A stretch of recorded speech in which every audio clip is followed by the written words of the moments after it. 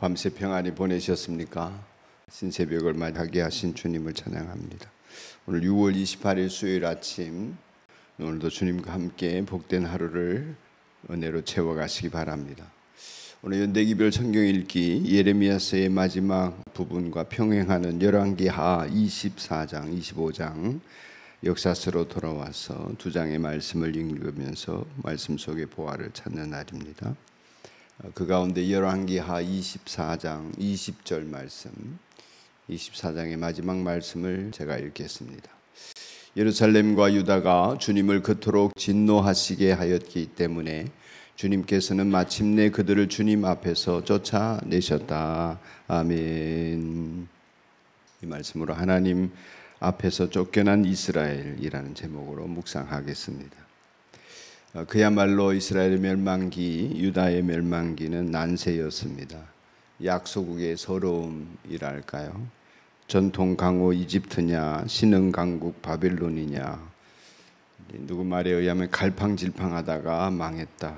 이스라엘은 줄곧 망하는 길로 갔다면 북이스라엘, 남유다는 갈팡질팡하면서 멸망하는 길로 나아갔다 했습니다. 어제도 살펴봤지만 남유다 말기 요시야 왕은 하나님 앞에 선한 왕으로 하나님 말씀으로 돌아가려고 반짝 꺼지기 전에 타올랐던 불길과 같았습니다. 그의 아들 여호아하스, 비록 반 이집트 정책을 썼지만 우상 숭배를 떠나지 못했고, 이어서 왕이 된 엘리야김이었던 여호야김, 그리고 그의 아들 요시야의 손자죠 여호야긴, 또 다른 아들 마따디아라 했던 시드기야, 모두가 하나님 말씀 앞에서 회개하고 하나님께로 돌아가기를 힘쓰고 이러지를 못했습니다. 각각 차례로 왕위에 오르지만 모두 바빌론이냐 이집트냐 이랬다 저랬다 하다가 망하고 맙니다. 결국 이집트냐 바빌론이냐 이런 누가 힘이 더 세냐 이런 문제가 아니었던 것이죠. 우리가 성경을 읽으면서 누누이 확인하게 되지만 출애굽부터 이어온 이 이스라엘 하나님의 백성, 이들은 하나님과의 관계가 어떠냐 이런 것이 열쇠였던 것이죠. 그래서 아무리 군사력이 강해도 외교력이 뛰어나도 결사항전의 결의를 때로는 다져도 소용없는 것은 하나님의 말씀을 저버린 그러한 까닭이기 때문입니다. 요시야 때조차도 산당을 제거하지 못했다 했으니까요. 결국 하나님께서 마침내 오늘 말씀을 보면 예루살렘과 유다가 주님을 그토록 진노하시게 하였기 때문에 주님께서는 마침내 그들을 주님 앞에서 쫓아내셨다. 성경은 친히 하나님 앞에서 쫓겨났다. 옛날 성경을 보면 여호와 앞에서 쫓겨났다. 성경은 말씀하시기를 너희는 힘 있는 고관을 의지하지 말라. 구원할 능력이 없는 사람을 의지하지 말라. 사람은 수만 번 끊어지면 그래서 흙으로 돌아가는데 그가 세운 모든 계획이 그날에 사라지고 만다. 야곱의 하나님, 이스라엘의 하나님이죠. 이스라엘의 하나님을 자기의 도움으로 삼고 자기의 하나님이신 주님께 희망을 거는 사람, 그가 복이 있다. 이렇게 친히 성경이 일러주고 있지 않습니까? 반복적으로 나오는 이러한 말씀, 세상이 아니라 하나님 앞에서 하나님 면전에서 하나님께 보고 있는 사람, 하나님께 희망을 거는 사람이기를 노래하고 있는 시편이나 여러 말씀들을 볼 수 있습니다. 오죽하면 면전에서 그들을 쫓아내셨겠습니까? 네, 우리가 익히 성경을 읽는 동안에 느끼지만은 얼마나 그들을 사랑하셨는지, 또 어떻게 인내하셨는지, 또 어느 정도 저들에게 공을 들이셨는지 우리가 성경을 읽으면서 절절히 느끼지 않습니까? 그래도 그들은 하나님의 사랑을 외면하고 말씀을 무시하고 하나님의 이 인내를 짓밟았습니다. 왜 그렇게까지 하게 될까? 사람이 역사가 흐르면서 바뀌기 때문도 있지만은 웬만하면 말씀 따라 살 텐데 이게 왜 안 될까? 왜 판판이 하나님을 대적하는 선택을 하게 될까? 그런 결정들을 하게 되는 배경이 사뭇 궁금해지기도 합니다. 그래서 뭉뚱그려서 크게 한 두 가지 생각해 보면 가장 먼저는 두려움이 떠오릅니다. 눈에 보이는 위협에 대한 두려움이지요. 눈에 보이는 위협이라고 하는 것은 오늘도 우리에게 상수가 되어져 있는데 질병이나 죽음, 실패나 가난, 인생에 대한 패배 이런 것들 아니겠습니까? 안보의 위협도 물론 그 범주에 속하겠습니다만 이런 두려움 때문에 이 눈에 보이는 위협이 너무 강렬하고 또 눈에 보이는 우상은 너무 튼튼해 보이고 강해 보이고 그러니 눈에 보이지 않는 하나님의 말씀만 의지해서 심령을 다하여 하나님과의 관계를 맺고 산다는 것은 이게 뭔가 부족하다 모자라다 믿어지지 않는 것입니다.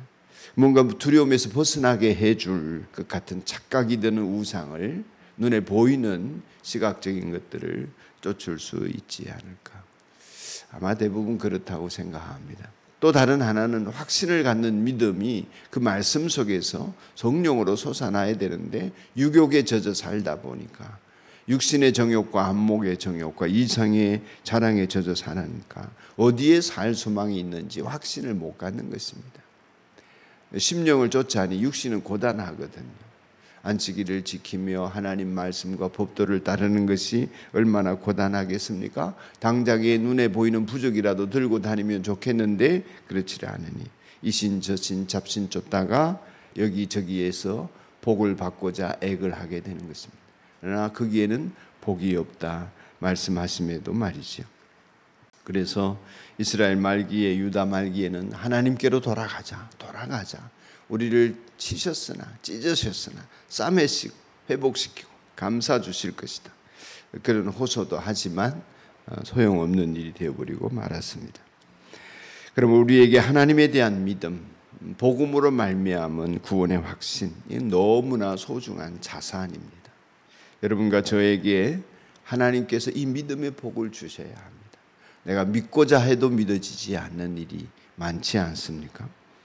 여러분과 제가 믿음에 굳게 서서 내게 해로울지라도 하나님 앞에서 그 길을 걷는 믿음의 선택들을 할 수 있는 용기와 그 믿음의 확신을 갖고 살아갈 수 있는 담대함이 하나님으로부터 임하기를 간절히 기도하고 내 편에서는 웬만한 것 가지고는 내가 의리를 지키리라 이런 결기도 다져보는 사람이 되었으면 합니다.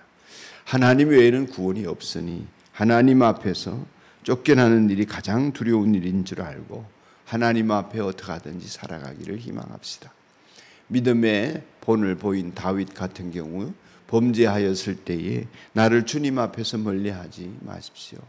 나에게서 주의 성령을 거두지 마십시오. 얼마나 애걸 하고 간청합니까? 이 다윗의 심정이 저와 여러분의 마음이기를 간절히 소원합니다. 기도하겠습니다. 하나님 아버지, 하나님 앞에 살아가는 저희들입니다. 그럼에도 불구하고 시시때때로 찾아오는 눈에 보이는 위협에 대한 두려움이 크고 또한 우리가 가진 믿음에 대한 불신앙도 생길 때가 많습니다.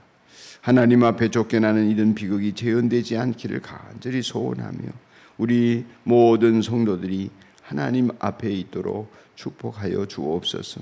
하나님 앞에서 쫓겨나는 이 비극이 재현되지 않도록 우리 성도들 한 사람 한 사람을 사랑하시되 끝까지 사랑하시는 그 하나님의 사랑 안에 머물기를 힘쓰고 주님께 믿음의 의리를 다 지켜가도록 우리에게 성령의 충만한 은혜를 부어 주옵소서. 주 예수님 이름으로 기도드리옵나이다. 아멘.